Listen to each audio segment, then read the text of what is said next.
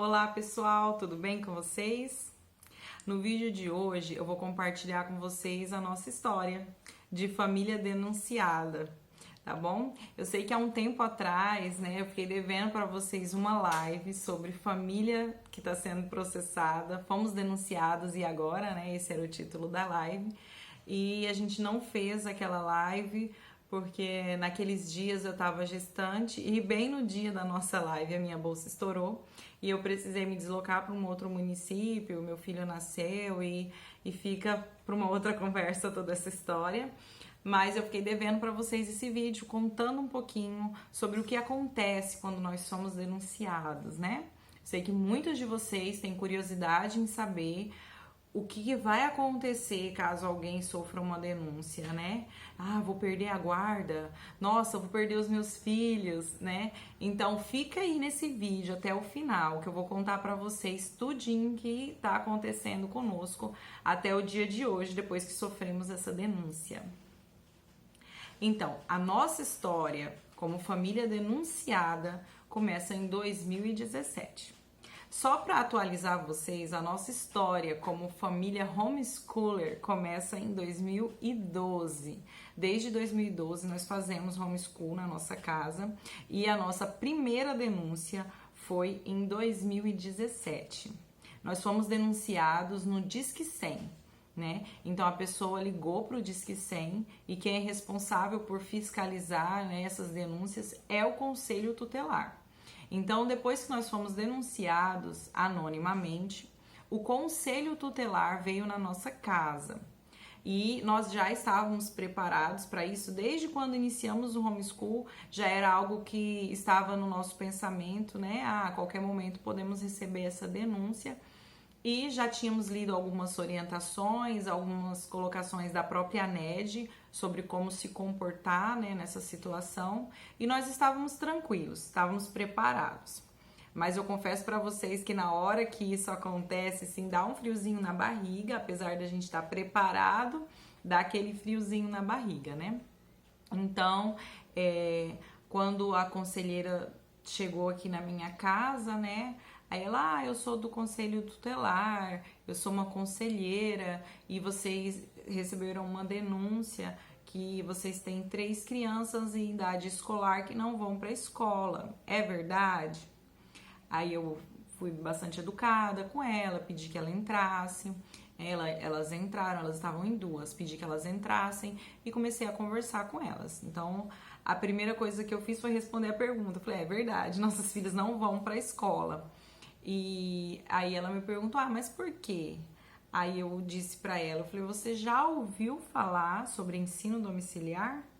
E aí ela, não, nunca ouvi falar sobre ensino domiciliar.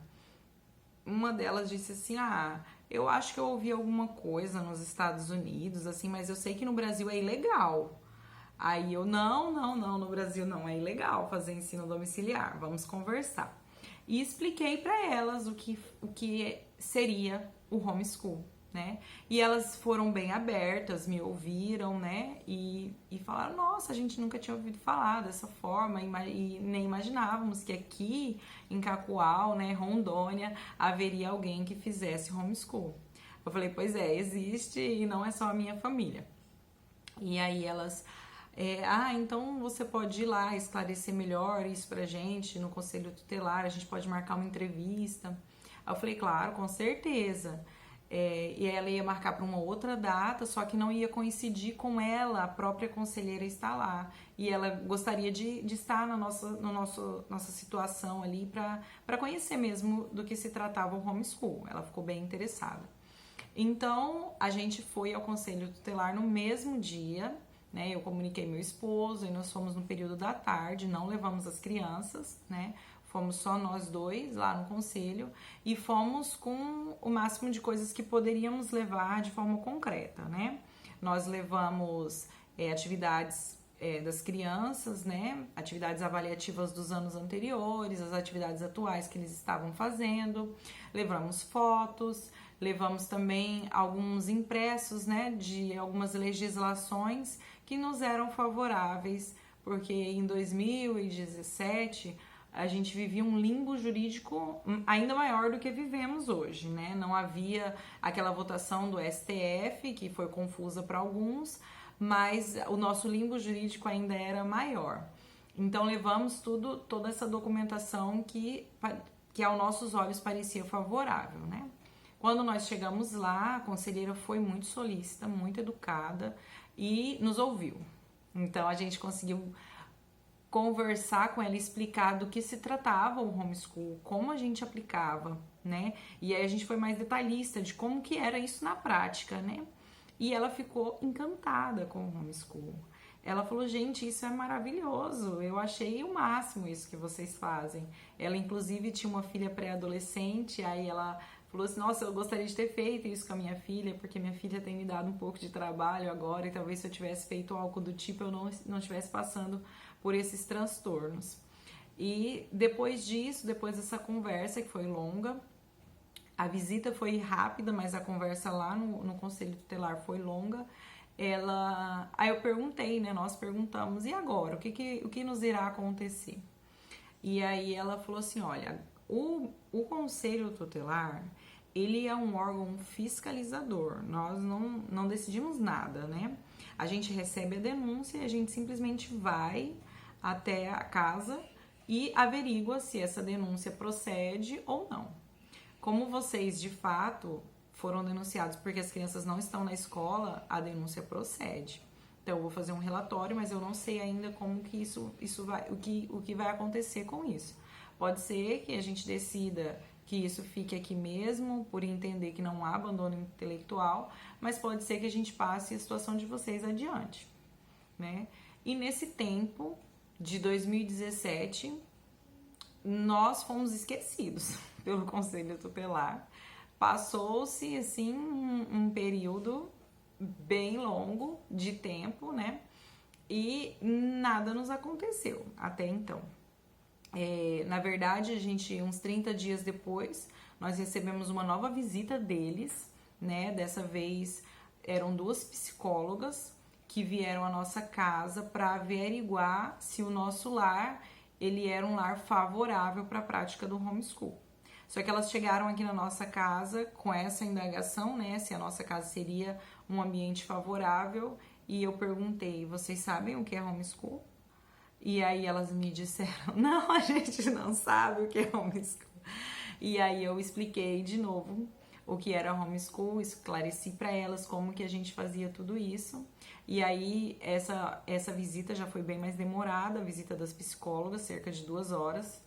E elas conversaram com as crianças também junto comigo, de uma forma bem sutil.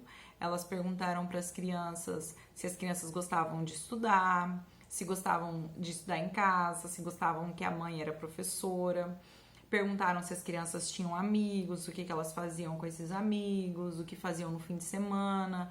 Perguntaram nossa religião, perguntavam se tinha contato com outras pessoas, se tinham contato com os familiares. Perguntaram coisas assim, algumas coisas pertinentes, outras coisas achei até um pouco ridículas, mas como elas não sabiam nada do que é uma família homeschool, é compreensível. E aí nessa visita eu fiz questão de mostrar toda a minha casa para elas, né, de todos os ambientes, de esclarecer o máximo de coisas possíveis sobre a nossa rotina, né, mostrando que as nossas crianças estavam sendo supridas, tanto emocionalmente, como fisicamente, como educacionalmente, estavam sendo amparadas em todas as necessidades que elas pudessem vir a ter, né? Questão de saúde, de higiene, de alimentação, eu deixei bem claro como que a gente fazia e elas gostaram da nossa casa, disseram que viam que a nossa casa era um ambiente favorável para a prática do homeschool. Aí sim, o ano de 2017 foi um ano que, a partir de então, eu tive paz, né? Logo que a gente recebeu a denúncia, eu confesso que eu fiquei tentando especular quem poderia ter sido, mas depois seria inútil, porque é uma denúncia anônima e isso não ia fazer bem para nenhum de nós, né? Então, a gente só fez a parte que nos cabia, que era a nossa parte de dar satisfação, né, para o Estado. Depois que encerramos o ano de 2017, em fevereiro do ano de 2018, né, um ano depois, quase um ano depois, nós recebemos novamente a visita do Conselho Tutelar. A mesma conselheira veio e aí ela disse: olha, nós recebemos uma nova denúncia sobre as crianças não irem para a escola. Como que vai ficar a situação esse ano? Você vai mandá-los para a escola? Aí eu disse: não vamos mandar as crianças para a escola, não. A gente continua compreendendo que o homeschool é a melhor opção educacional para nossa família. E aí ela, então tá, só que a gente tem uma situação diferente. Esse ano existe uma outra família que foi denunciada. E nós, como Conselho Tutelar, decidimos passar a situação de vocês, né, das duas famílias, para o Ministério Público. E eu disse: tudo bem, vocês estão, né, no dever de vocês, de fazer o trabalho de vocês, fiquem à vontade, pode fazer o trabalho de vocês, nós estamos tranquilos porque nós compreendemos que é um direito nosso como família educar os nossos filhos. E aí começou a ficar um pouco mais complicada a situação, porque um pouco depois disso, antes do Ministério Público vir de fato com alguma notificação, eu recebi uma outra visita de um órgão chamado CRAS. Eu não conhecia esse órgão ele é um órgão municipal de assistente social. Então, as assistentes sociais vieram na minha casa, né, para ver como que era essa situação, por que essas crianças não iam para a escola. E aí vieram duas mulheres, né, novamente, e aí quando elas chegaram aqui, aí elas: as crianças não vão para a escola, né? Aí eu falei: não vão. Mas por que você não manda as crianças para a escola? Aí eu perguntei: você sabe o que é homeschool? Aí elas: quê? Homeschool?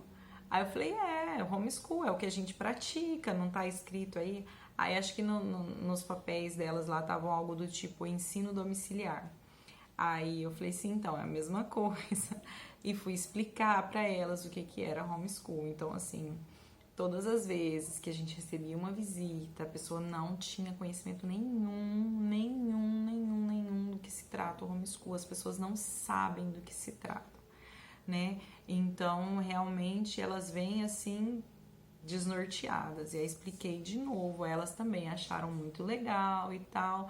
Elas na verdade nem sabiam o que elas tinham que fazer. Fizeram um relatório ali de que as crianças continuavam sem ir para a escola e foram embora, né? Em todas essas situações, nós recebemos sempre muito bem essas pessoas, né? E deixei ver as crianças, deixei que vissem a casa. Em nenhum momento eu tentei esconder nada ou tentei omitir algum fato, né? Tudo que eles me perguntavam eu respondia com total sinceridade. Depois, passado um pouco mais de tempo, ainda no ano de 2018, o Ministério Público entrou em contato conosco. O contato do Ministério Público já foi algo um pouco mais agressivo, né? Eles já mandaram um documento dando algumas decisões, né? Eles não nos ouviram, eles só solicitaram que as crianças fossem matriculadas. E aí a gente, não vamos fazer a matrícula, porque nós entendemos que estamos no nosso direito, né? E aí eles mandaram um papel pra gente pedindo que nós comprovássemos algumas coisas. Dentro dessas coisas, eles pediam que a gente comprovasse que as crianças estavam sendo educadas de acordo com a Base Nacional Comum Curricular. Pediram que a gente comprovasse que as crianças se socializavam e pediram que fosse entregue algum material concreto de que as crianças estudavam, né? Então, foi um material assim, isso foi em setembro de 2018 já, tá? Isso foi algo que foi bem desgastante de construir, apesar da gente ter esse registro, eu nunca tinha feito ele de uma forma como portfólio, né? E aí eu sentei para fazer isso. Foi uma oportunidade boa de dar uma organizada em tudo que eu já tinha acumulado, mas não tinha organizado ainda, né? Então, todas as atividades que os meus filhos faziam, extracurriculares, eu organizei, aula de natação, as aulas do nosso grupo de apoio, que são atividades coletivas, tudo que as crianças tinham feito de lá para cá, né? As atividades extracurriculares e também os conteúdos, né? A gente tem um hábito de fazer uma atividadezinha avaliativa no final de cada bimestre, só para registrar o que eles aprenderam, e aí eu anexei tudo isso, coloquei um monte de fotos das crianças em diversos tipos de relacionamentos, né? Em diversos contextos, né? Na família, na igreja, no bairro, na sociedade de uma forma geral, nas atividades que eles faziam, e fiz todo esse material e mandei. E aí eles também quiseram nos ouvir. Então fomos lá, nos apresentamos lá no Ministério Público e a promotora quis saber, né, por que a gente não fazia não mandava os filhos para a escola, já que ela já tinha dado uma ordem, né, que nós deveríamos colocar as crianças na escola. E aí eu fiz a pergunta: você sabe o que é homeschool? E ela não sabia, já tinha ouvido falar alguma coisa, mas também entendia que no Brasil era ilegal fazer o homeschool, e aí eu expliquei para ela, e aí a gente mostrou o limbo jurídico que nós vivíamos. Que limbo era esse? Que a Constituição diz que é dever da família e do Estado promover essa educação, né? O ECA, que é uma lei menor, preconiza a matrícula. Então, como a Constituição está acima do ECA, nós compreendíamos que fazer homeschool era algo constitucional, né? Não tinha uma lei que regulamentasse, a gente admite isso, mas também não existia uma lei que proibisse a prática do ensino domiciliar. E uma votação de 2018, de setembro de 2018, estava prestes a acontecer no STF, já estava agendada e estava prestes a acontecer. Então, no dia que nós fomos ouvidos por ela, como decisão, ela colocou que ia aguardar essa votação do STF para ver o que o STF definia naquele caso em específico que eles estavam julgando, para depois ela tomar uma decisão. Infelizmente, a votação do STF não foi muito favorável a nós, não sei se vocês acompanham ou se lembram, né, dessa votação. Ela foi uma votação que terminou dizendo que era necessário que houvesse uma regulamentação da prática do homeschool para que ela se tornasse constitucional. Então, mas, apesar de muita gente fazer confusão com essa votação do STF, em nenhum momento o homeschool passou a ser ilegal no Brasil ou proibido, certo? A votação apenas sugeriu que precisava de uma regulamentação, né?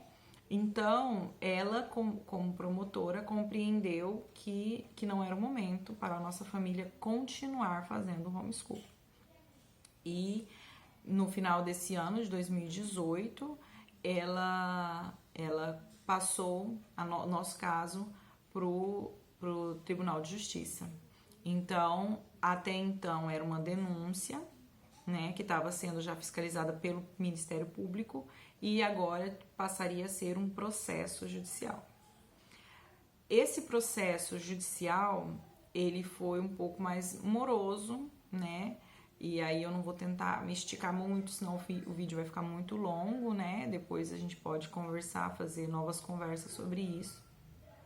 Mas depois que a nossa situação virou um processo judicial, aí nós optamos por ter um acompanhamento de advogados, né, que nos ajudaram nisso. Inclusive foram advogados que são associados da ANED e que estão conosco até hoje e que tem sido de extrema importância, né, tem sido fundamental a ajuda deles, né, o Dr. Eliseu e a doutora Ananda, que tem nos ajudado aqui de Cacoal, Rondônia. Esse processo judicial, então, ele se desenrolou da seguinte forma: a justiça pedindo de imediato a matrícula, e Aí nós apelamos para a segunda instância. Quando isso voltou da segunda instância, eles pediram para entrevistar as nossas crianças, né? O núcleo psicossocial do Tribunal de Justiça ouviu as crianças, e aí essa entrevista já foi sozinhas, nós não entramos nessa entrevista, mas os nossos advogados concordavam com isso, diziam que não tínhamos nada a temer, né? Que as nossas crianças jamais poderiam falar algo que nos prejudicassem.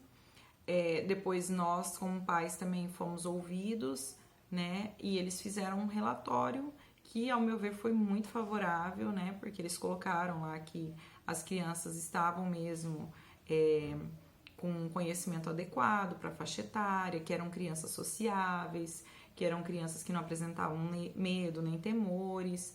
E então, assim, vamos resumir, assim, num bom português, que as nossas crianças eram normais, apesar dos pais fazerem o ensino domiciliar, né? E a justiça é muito morosa, então, e com isso, mesmo com esse relatório, ainda existia a eminência de uma matrícula obrigatória.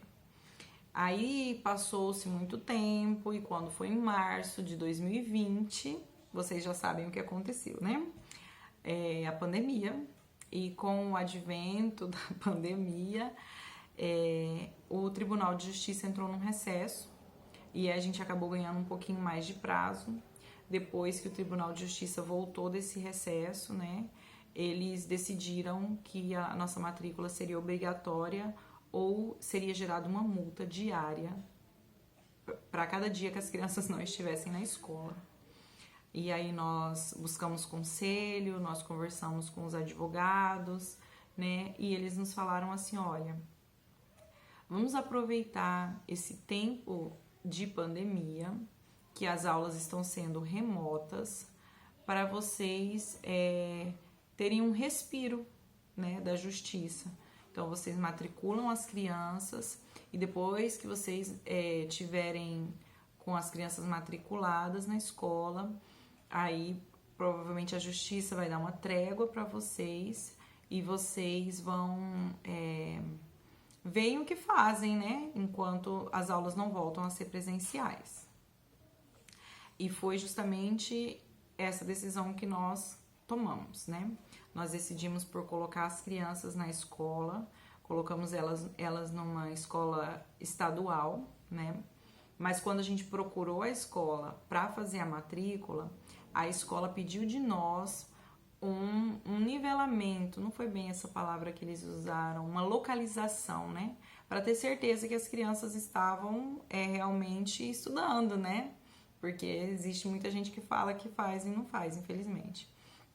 E aí as crianças foram submetidas a algumas atividades avaliativas, né? E isso de todo o processo, por incrível que pareça, foi o ápice do estresse, foi o momento mais estressante, foi a forma como isso foi conduzido, né? Porque as crianças fizeram avaliações de todos os anos anteriores até o ano letivo que eles estudavam em cada disciplina. Então, a Sofia, que estava no 6º ano, fez prova de português, matemática, história, geografia, ciências do 1º, do 2º, do 3º, do 4º e do 5º. Só que o prazo que a escola estabeleceu foi o motivo do maior estresse, né? Porque a escola tinha um período curto para fazer essa matrícula e queria fazer esse nivelamento e eles não fizeram nada personalizado assim para avaliar os nossos filhos, né? As provas eram extremamente repetitivas, né? Inclusive teve provas que tinha de um ano para o outro, mesma questão, né? Então eram provas bem extensas. O problema não foi o conteúdo, as crianças acharam o conteúdo bem simples, bem fácil. O problema era a quantidade de exercício que tinha em cada atividade por pouco tempo, né? Então essas provas foram todas feitas na escola, né? Meu esposo levava as crianças e ficava lá na escola esperando eles fazerem. E todas essas atividades que as crianças fizeram na escola durou no máximo um período de 15 dias. Então, assim, eu sei que a Sofia somou 25 provas num período de 15 dias. 15 dias corridos, tá? Não são 15 dias úteis. Então, isso foi bem desgastante. E depois que nós matriculamos as crianças, aí já era agora, né? Em novembro, dezembro, final de novembro, começo de dezembro. Ainda vieram mais 2 semanas de atividade para serem feitas em casa. Esse período que as crianças receberam as atividades para fazer em casa, assim, veio para confirmar no nosso coração a decisão de continuar fazendo homeschool, pelo argumento de que o método que a escola usa para nossa família não é o melhor método para você educar uma criança. Os exercícios são repetitivos, massacrantes, o conhecimento mesmo que a criança tem é pouco, falho, e a educação fica muito a desejar, há um desgaste muito grande da criança para um resultado muito pequeno, né? E fazendo o homeschool a gente percebe que as crianças têm um amor pelo conhecimento, um desejo de aprender mais, então eu fico bem convencida, né, por toda essa situação que a gente passou de experiência com a escola, de que o homeschool continua sendo a melhor opção para nossa casa. E agora estamos encerrando o ano letivo de 2020. Nesse período que as crianças fizeram essas atividades, eu não fiz nada formal com eles no homeschool, porque não sobrava tempo, né? A escola toma muito tempo, a quantidade de tarefas é grande, o aprendizado é pouco. Bom, tô falando, gente, pela minha experiência, tá? Né? Não é porque é o que aconteceu com a minha família que vai acontecer com a família de vocês. Então, no próximo ano, como que ficamos, né? Ficamos na esperança que o Senhor continue o que Ele tem feito, né? Que é cuidar de nós, com certeza Ele cuidará. Nós temos uma convicção que fazemos o homeschool porque o Senhor nos chamou para isso e estamos tranquilos, não estamos chateados com essa situação da matrícula, porque o Senhor tem cuidado de nós o tempo todo, né? O ano de 2021 já está previsto a continuação dessas aulas remotas, né? Então, talvez continuemos tendo esse transtorno de vínculo com a escola. Eu acredito que o nosso processo judicial deva dar uma trégua, já que a gente entregou o que eles gostariam, que é a matrícula e a frequência das crianças, né, na instituição de ensino. E aí agora buscar uma estratégia para conseguir conciliar, né, o ensino domiciliar. E eu tô muito animada no Senhor de que o homeschool vai ser liberado não, vamos usar a palavra correta, vai ser regulamentado em todo o país. Já temos alguns municípios que tiveram vitória, já temos o Distrito Federal aí que foi vitorioso nisso. Então eu acredito que logo em breve todos nós, famílias brasileiras, vamos ser agraciadas com essa bênção, né? Então isso não nos desanimou, né? Desde o princípio a gente sabia que, na pior das hipóteses, o que a gente ia ter que fazer era matricular. Em nenhum momento nós fomos ameaçados de perder a guarda, nenhum momento. Em nenhum momento pagamos nenhum tipo de multa, em nenhum momento a gente foi preso, essas coisas que as pessoas sempre perguntam pra gente, né? É claro que cada caso é um caso, cada história tem suas particularidades. Eu tô aqui para compartilhar com vocês o que aconteceu conosco, o que tem acontecido conosco como família homeschool. Em nenhum momento eu me arrependo de ter feito o homeschool. As crianças não foram prejudicadas, se era uma preocupação que algumas pessoas tinham, né, em relação ao conteúdo. Não, gente, não. Fiquem tranquilos, tá? Se você faz um homeschool bem feito, o seu filho não vai ficar aquém. Muito pelo contrário, as crianças estavam bem mais avançadas em relação do que a escola pediu na questão de conteúdo, tá? Então, em relação a isso, fiquem bem tranquilas. A parte pedagógica é a que menos trouxe problema. A única questão mesmo é a questão legal, né? A questão jurídica, e que cada caso é um caso, tá bom? Eu espero que esse vídeo tenha ajudado você a se animar a fazer homeschool, animado você a ver que existem famílias que têm trilhado há alguns anos já o homeschool aqui no Brasil e que tem valido a pena. Ainda que se acabasse o homeschool na minha casa hoje, esses anos que eu consegui fazer com os meus filhos, eu sei que já semeou no coração deles frutos que vão ficar para a vida toda, né? O amor pelo conhecimento, o amor pela leitura, o amor pelo Senhor, princípios sólidos, princípios básicos, né? Crianças que sabem se relacionar de forma sadia, sem contar que durante todo esse tempo os meus filhos foram livrados de bullying, foram livrados de uma pressão social, de uma competitividade imprópria para a idade, foram livrados de viver num ambiente de palavrão, de hostilidade, livrados de serem expostos a coisas que são contra os nossos princípios familiares. Então, em tudo isso eu sou grata e essa é a minha história, gente. Obrigada aí por ficar até o final do vídeo. Um beijo pra vocês. Tchau!